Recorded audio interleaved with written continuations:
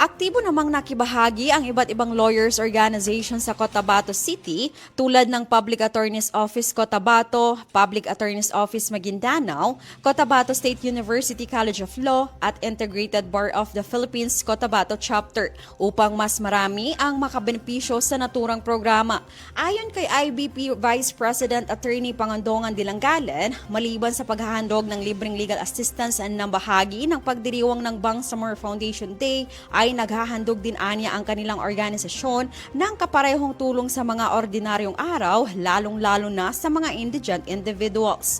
Right now, the IBP Cotabato chapter is in partnership ngayon sa Bangsamoro Human Rights Commission. Nagbibigay kami ngayon ng legal aid. We also do notarization for simple affidavits lang sa mga kababayan natin here in Cotabato City. Although pwede naman kahit sino, but right now parang karamihan is Cotabato City. Pinapakita natin na we value them. They are also being valued.